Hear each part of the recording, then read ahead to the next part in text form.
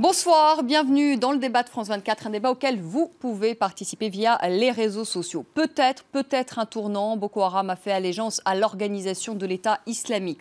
La secte, vous le savez, installée dans le nord-est du Nigeria, tisse aujourd'hui sa toile avec peut-être demain l'appui des djihadistes de l'organisation installée maintenant en Libye. Dans le même temps, des groupes islamistes du nord du Mali restent très actifs. Un attentat, vous le savez, a frappé ce week-end Bamako et un autre attentat a frappé un camp de l'ONU à Kidal, c'était dimanche. L'Afrique face au terrorisme, sans oublier, et on en parlera, des Chebabs en Somalie. On en parle ce soir avec nos invités, avec vous, Emmanuel Iga, bonsoir. Vous êtes directeur de Phobos, qui est une agence de conseil en géopolitique et en développement international, et vous y étiez au Nigeria il y a de cela 3 semaines. Bonsoir. Antoine Glaser, bonsoir. Vous êtes journaliste, bonsoir. Écrivain, spécialiste de l'Afrique, auteur de Africa France, quand les dirigeants africains deviennent les maîtres du jeu, et c'est aux éditions Fayard. Wassim Nass, bonsoir. Wassim, vous êtes journaliste à France 24 et spécialiste des mouvements djihadistes. Anne Goudicelli, bonsoir. Merci d'être avec nous.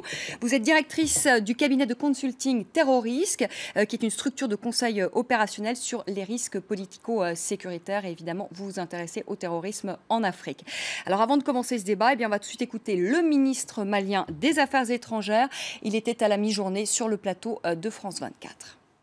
En la matière, il n'y a pas de risque zéro et que les pays mieux nantis que le Mali sont également exposés. Il ne faut pas céder à la panique. Ce qui se passe et ce qui se joue, c'est essentiellement une attaque contre la paix. Et ce sont les forces hostiles et les ennemis de la paix qui sont à la manœuvre. La première chose, c'est de rester serein. Et nous prenons toutes les mesures pour assurer la sécurité de nos amis étrangers en particulier qui vivent parmi nous. Mais la meilleure réponse aussi à ces groupes terroristes, c'est de continuer à vivre normalement. Emmanuel Iga, vous pensez que c'était un tournant pour Boko Haram ? Bon, Boko Haram n'avait pas caché son admiration pour Daesh, pour al-Baghdadi, qui est le chef de l'État islamique, qui tente de créer donc un califat au Moyen-Orient. Et Abubakar Shekau avait déclaré il n'y a pas longtemps qu'il souhaitait faire la même chose au nord du Nigeria. Donc ce qu'ils viennent de dire, donc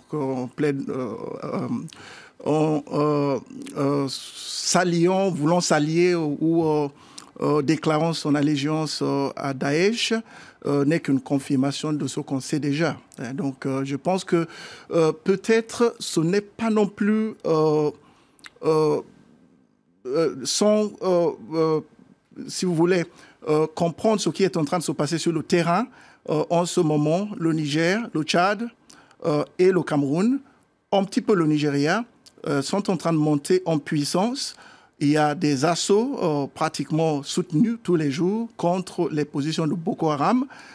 On a l'impression qu'il y a une certaine perte de vitesse sur certaines positions de Boko Haram au nord. D'ailleurs, ils ont perdu deux localités aujourd'hui, notamment à Damasak, dans le nord-est du... Voilà, donc ce que je voulais dire, c'est que peut-être c'est aussi un acte qui exprime une certaine volonté de trouver des ressources nouvelles pour relancer sa guerre. Boko Haram a besoin peut-être de ressources nouvelles en hommes, en argent et en équipement. Et cette alliance qu'ils veulent opérer vers Daesh peut-être traduit peut-être ce changement stratégique. Vous êtes d'accord avec ça, Antoine Glaser? Qu'est-ce qu'a gagné aujourd'hui Boko Haram à prêter allégeance à l'organisation de l'État islamique? Je ne suis pas un spécialiste du Nigeria, mais on voit comment Boko Haram, qui était avant quand même une secte qui était vraiment du Nigeria, avec le djihadisme et le fait de faire alliance comme ça avec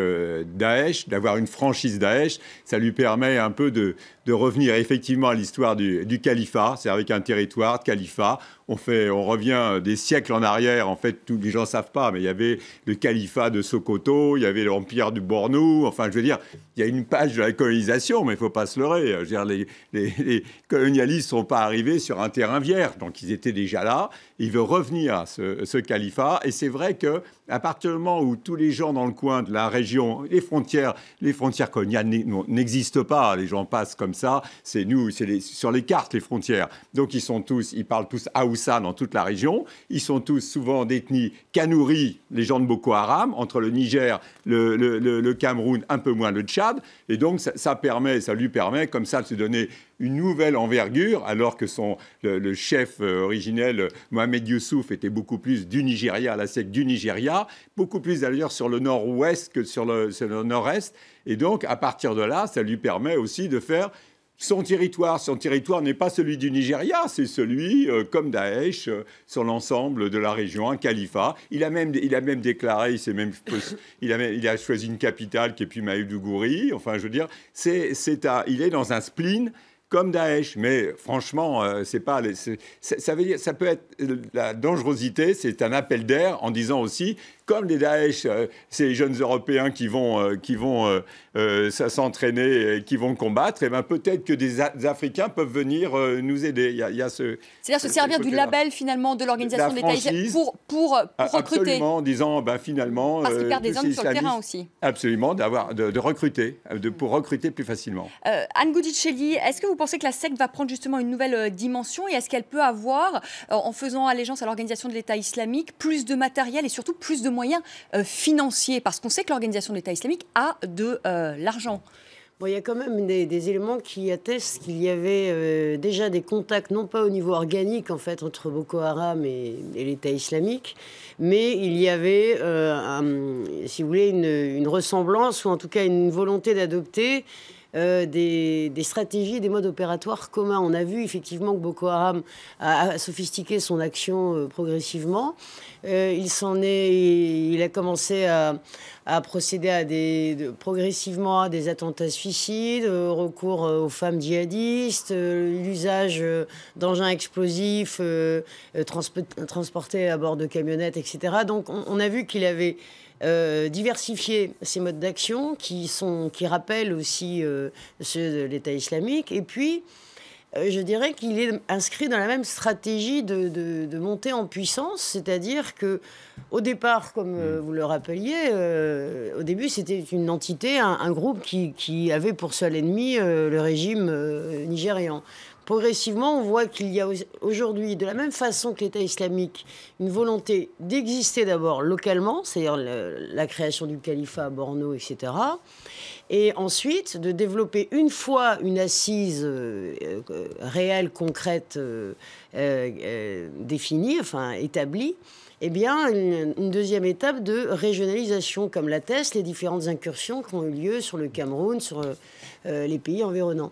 Et donc, on voit que cette stratégie de régionalisation, c'est également celle que pratique l'État islamique. Et l'idée aussi derrière, c'est est-ce qu'il n'y a pas ensuite une volonté d'internationalisation. Mais pour Boko Haram, le fait de s'appuyer sur un...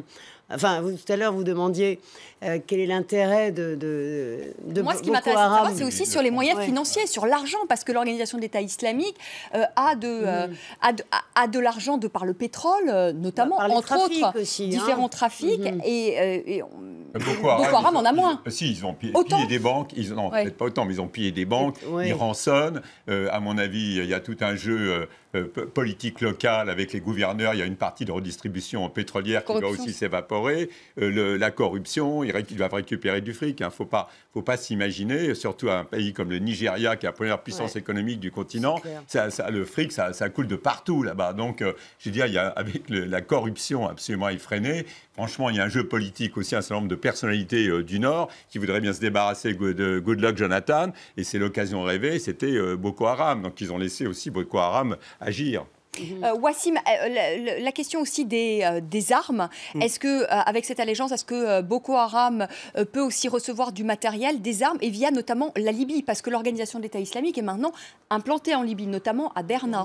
Oui, mais il faut rappeler que même si c'était pas une surprise, il y a eu un processus. Ça veut dire c'est pas sorti de nulle part. Il y a eu un cheminement. Moi, dès le 9 février, je savais qu'il y avait quelque chose qui se tramait en Afrique. Le jour où il y a eu cet audio, on m'a dit le matin, ça allait se faire, mais il y a eu tout un processus. Ça veut dire, au début, l'État islamique n'aurait pas accepté l'allégeance de Boko Haram dans sa formule ancienne.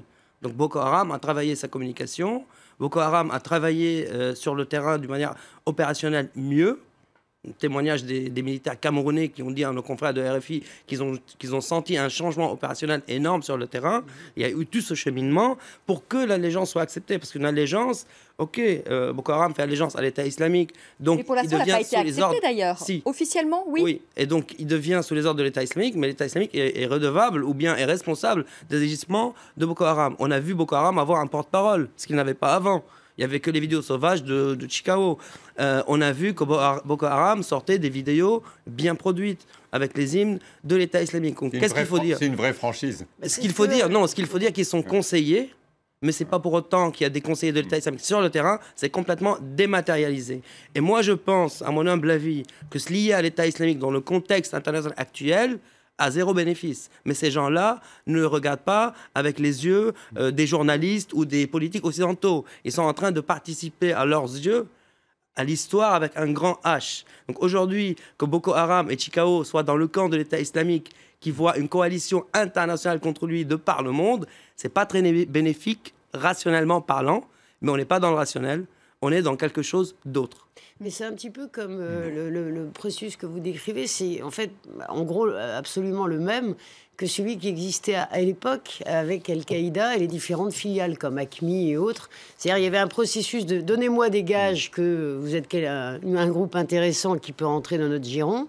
Et ensuite, on officialise. Il y a effectivement toujours eu un processus de validation mais c'est pas la même de la logique, demande d'allégeance. Al-Qaïda a des préoccupations régionales, toujours. Même elle crée des groupes, elle les appelle Ansar Sharia ou Jabhat Nusra, donc pour les dissocier un peu d'Al-Qaïda. Après, elle les chapeaute de manière très diffuse, alors que l'État islamique, non, c'est autre chose, c'est centralisé. Il se veut international, il veut dire aux Occidentaux, c'est pas vous qui allez définir le théâtre de guerre à la Syrie, à l'Irak, c'est moi qui vais le définir au Sinaï, à la Libye, à l'Algérie, à l'Afrique noire aujourd'hui.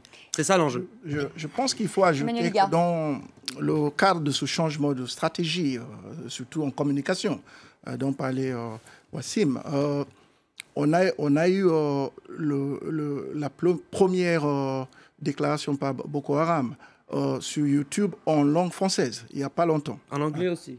Et en anglais. Trilingue. Français, anglais, arabe. Alors qu'avant, ils ne parlaient que le Haoussa. Bon. Et donc, ils sont vraiment en train de regarder vers le monde maintenant. Ils veulent internationaliser en fait leur conflit. Et il ne faut pas oublier qu'avec les forces de la coalition qui privent en ce moment Boko Haram de ses bases de repli, parce qu'avant, c'était une guerre asymétrique. On frappait au Nigeria, on se repliait sur le Cameroun, ou le Tchad, ou le Niger. Tous ces pays sont en guerre contre Boko Haram. Maintenant, il lui faut trouver de nouvelles idées, de nouvelles stratégies. Et je pense que c'est en prévision de cette montée en puissance des forces de la coalition qui seront relayées bientôt, je l'espère, par les forces de l'Union africaine, qui fait que je pense que Boko Haram commence à regarder plus loin comment ils vont faire pour répondre à tous ces montées en puissance. Antoine Glaser. Oui, mais c'est le plus important, je crois, parce que c'est vrai que c'est important de comprendre que c'est pas, ils ne cherchent pas un soutien matériel. Ils ont tout dans la région. Voilà. En plus, quand on voit ils ont tout ce qu'il faut à portée de main. Ils ont tout ce qu'ils veulent, le matériel. Mais c'est vrai que c'est un peu, si vous vous rappelez, comment Aboubacar Shekau, comment entre guillemets, il jouissait quand il voyait la première dame des États-Unis qui avait sa pancarte « Bring back our girls ». Pour lui, c'était le summum. Il n'aurait jamais imaginé ça dans ses rêves les plus fous, de voir. En plus, bien évidemment qu'il les a gardés et sans doute donnés à ses combattants pour leur éviter de payer la dot. Mais c'est ça qu'il faut comprendre. C'est qu'il ne cherche pas forcément, même s'il est battu, ce n'est pas les morts qui comptent. Ce n'est pas de perdre une bataille, c'est une reconnaissance internationale. Et de faire effectivement l'histoire des califats dans le monde. Il pense qu'il aura participé à ça. Anne Goudichelli, on parlait aussi, parce que donc il y a le Nigérien, on va continuer évidemment d'en parler, mais il y a aussi le terrorisme un peu plus au nord, au Mali. On a vu donc cet attentat qui a visé à la fois un camp de l'ONU à Kidal, mais samedi également Bamako, et qui là a été revendiqué par le groupe Mourabitoun de Mokhtar Belmokhtar. Quelle est la différence d'idéologie entre AQMI et entre l'organisation de l'État islamique? Pourquoi finalement un groupe comme Boko Haram n'a pas rejoint AQMI et a fait le choix de l'organisation de l'État islamique? Parce que idéologiquement, ils sont plus proches. Alors déjà, il y avait aussi des contacts au Nord Mali, même pendant l'intervention Serval, avec des éléments de Boko Haram, via notamment le groupe Mujao, qui est effectivement un groupe essentiellement composé de membres africains. Et le Mourabitoun, c'est en fait une fusion, une jonction entre les signataires par le sang, qui était le précédent groupe qui avait été créé par Mortal après avoir dirigé AQMI, enfin le AQMI sur la partie, le flanc sud de l'Algérie, c'est-à-dire le Sahel. Et puis, et donc une jonction entre les signataires par le sang et les éléments du Mujao. C'est devenu El Mourabitoun, qui ensuite a perpétré des actions, notamment au Niger. Et Inamnas. En Algérie. La première d'entre elles. 30 otages morts. Le 17 janvier 2014. 2013, une semaine après l'intervention, enfin l'opération Serval, effectivement. Donc, alors, pour revenir, donc il y a des éléments. C'était jamais arrivé, quoi. Oui, c'était un élément exceptionnel.